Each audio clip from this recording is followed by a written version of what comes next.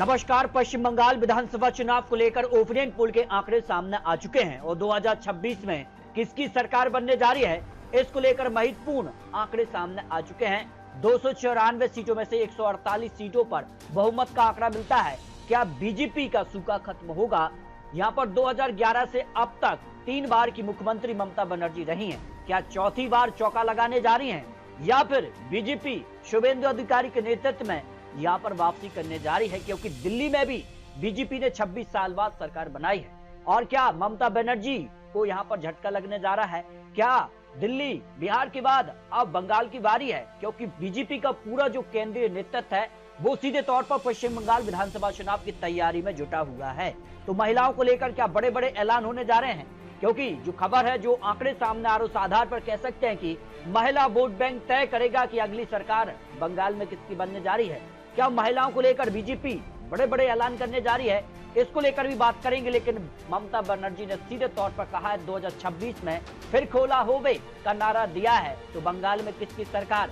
Opinion poll के आंकड़े क्या कहते हैं? और बंगाल को लेकर भारतीय जनता पार्टी का ग्राफ बढ़ा है। विधानसभा चुनाव 2021 में भी 77 सीटें मिली थी और बंगाल में ममता बनर्जी की भी सीटों में इजाफा देखने को मिला है। लेकिन कांग्रेस और यहाँ पर बात की जाए जो सीपीआई है, यहाँ पर लेफ्ट जो पार्टी है, वो पूरी तरह से यहाँ पर जो है विफल रही हैं। तो सीधी टक्कर भारतीय जनता पार्टी और ममता बनर्जी के बीच ही देखने को मिलेगी। और ओपिनियन पोल के आंकड़े क्या कहते हैं? तो कुछ बिहार की 9 सीटों में से टीएमसी को 4 सीटें मिल सकती हैं, भारतीय जनता पार्टी को 3 सीटें और कांग्रेस को यहाँ पर 0 से 2 सीट की संभावना ओपिनियन पोल में नजर आ रही है। वो इस कारण से कि कांग्रेस यहाँ पर टीएमसी से अलग होकर चुनाव लड़ती है या फिर यहाँ पर लेफ्ट के साथ गठबंधन में करती है।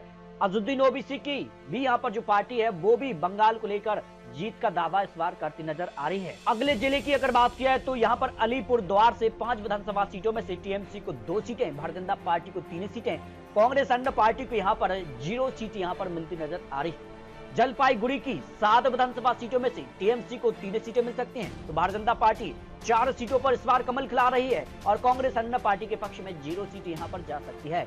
कालिम्पोंग की 1 सीट में भी यहां पर भारतीय जनता पार्टी को जीत की संभावना ओपिनियन पोल में नजर आ रही है। दार्जिलिंग की 5 विधानसभा सीटों का जो ओपिनियन पोल यहाँ पर भी कांटे की टक्कर दिखाई दे रही है। टीएमसी को 2 सीटें, भारतीय जनता पार्टी को 2 सीटें और कांग्रेस को 1 सीट पर जीत की संभावना ओपिनियन पोल में नजर आ रही है। बात की जाए उत्तर दिनाजपुर की 9 विधानसभा सीटों पर जो ओपिनियन पोल के आंकड़े हैं, यहाँ पर टीएमसी को 3 सीटें मिल सकती हैं, भारतीय जनता पार्टी को 5 सीटें, कांग्रेस को 1 सीट पर जीत की संभावना ओपिनियन पोल में नजर आ रही है। दक्षिणी दिनाजपुर की अगर बात की जाए तो 6 सीटों में से टीएमसी को 3 सीटें, 3 सीटों पर ही भारतीय जनता पार्टी के बीच बिल्कुल कड़ी टक्कर इस बार देखने को मिल सकती है।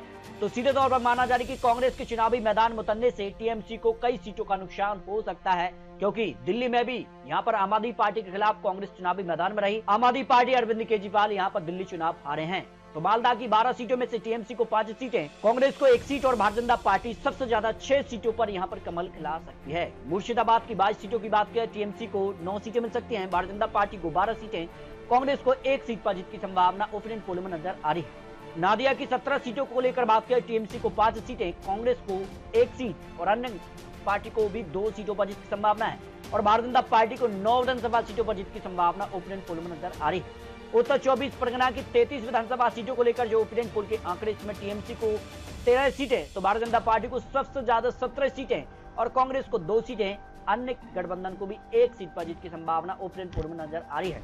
दक्षिणी 24 परगना की यहाँ पर 31 सीटों में से भारतीय जनता पार्टी को यहाँ 17 सीटें मिल सकती हैं, तो टीएमसी को 13 सीटें और अन्य पार्टी को 1 सीट पर जीत की संभावना नजर आ रही है। कोलकाता की 11 सीटों को लेकर बात करें, टीएमसी को 6 सीटें, भारतीय जनता पार्टी को 4 सीटें, कांग्रेस को 1 सीट पर जीत की संभावना ओपिनियन पोल में नजर आ रही है। हावड़ा की 16 सीटों को लेकर बात करें, टीएमसी को 4 सीटें मिल सकती हैं, भारतीय जनता पार्टी को 11 सीटें, कांग्रेस को 1 सीट और अन्य खाते में यहाँ पर 0 सीट की संभावना ओपिनियन पोल में नजर आ रही है। हुंगली की 18 सीटों को लेकर बात किया तो टीएमसी को 7 सीटें मिल सकती हैं, भारतीय जनता पार्टी को 9 सीटें, कांग्रेस अन्य गठबंधन को 1-1 सीट पर जीत की संभावना यहाँ पर दिखाई दे रही है। पूर्व मेदिनीपुर की 16 सीटों को लेकर बात किया तो भारतीय जनता पार्टी को 9 सीटें मिल सकती हैं, टीएमसी को 4 सीटें, कांग्रेस को यहाँ पर भी 2 सीटें मिल सकती हैं और अन्य पार्टी को 1 सीट पर जीत की संभावना नजर आ रही है। पश्चिमी मेदिनीपुर की 15 विधानसभा सीटों पर जो ओपिनियन पोल के आंकड़े, उसमें टीएमसी को 6 सीटें मिल सकती हैं, तो भारतीय जनता पार्टी 8 सीटों पर कमल खिला रही है, कांग्रेस को 1 सीट पर जीत की संभावना हो सकती है। झारग्राम की 4 सीटों में से भारतीय जनता पार्टी को एक सीट टीएमसी को 2 सीटें और एक सीट कांग्रेस के पक्ष में यहाँ पर जा सकती है। बांकुरा की 12 सीटों में से टीएमसी को 4 सीटें, कांग्रेस गठबंधन को 1 सीट और भारतीय जनता पार्टी सबसे ज्यादा 7 विधानसभा सीटों पर यहाँ पर कमल खिला सकती है। पश्चिमी बर्धमान की 9 सीटों में से टीएमसी को 5 सीटें मिल सकती हैं, भारतीय जनता पार्टी को 4 सीटें, कांग्रेस अन्य पार्टी को 0 सीट पर जीत की संभावना नजर आ रही है। बीरभूम की 11 सीटों में से टीएमसी को 4 सीटें, भारतीय जनता पार्टी को 6 सीटें, कांग्रेस को 1 सीट पर जीत की संभावना यहाँ पर नजर आ रही है। इस तरह से पश्चिम बंगाल को लेकर जो महत्वपूर्ण आंकड़े सामने आ रहे हैं, सभी 294 सीटों में से 148 सीटों पर बहुमत का आंकड़ा मिलता है और टीएमसी को इस बार झटका मिल सकता है, क्योंकि टीएमसी के खिलाफ कांग्रेस और यहाँ पर सीपीआई यानी लेफ्ट गठबंधन होंगे, उसका नुकसान टीएमसी को दिखाई दे रहा है और कांग्रेस को यहाँ पर 10 से 18 सीटों का संभावना है। अन्य पार्टी को भी यहाँ पर 5 से 7 सीटें मिल सकती हैं। तो भारतीय जनता पार्टी को 130 विधानसभा सीट से लेकर 154 सीटों का अनुमान है, तो टीएमसी को 115 से लेकर 130 सीटों का अनुमान सामने आ रहा है।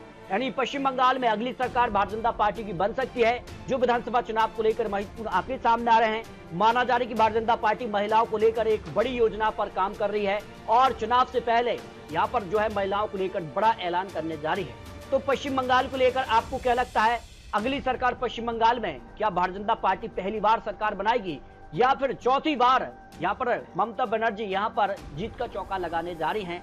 तो पश्चिम बंगाल को लेकर आप रख सकते हैं, आखिर पश्चिम बंगाल में अगली सरकार किसकी बनने जा रही है और इस बार किन मुद्दों के साथ इस बार जो है विधानसभा चुनाव में पार्टियां होंगी और किस पार्टी को इस बार बंगाल में सरकार बनाने का मौका मिलेगा, क्योंकि ये चुनावी आंकड़े चुनावी अनुमान है, क्योंकि ज्यादा वक्त बचा नहीं है और ऐसे में चुनावी प्रचार में भारतीय जनता पार्टी यहाँ पर कार्यकर्ता से लेकर बड़े बड़े नेता यहाँ पर बंगाल के दौरे पर जा रहे हैं।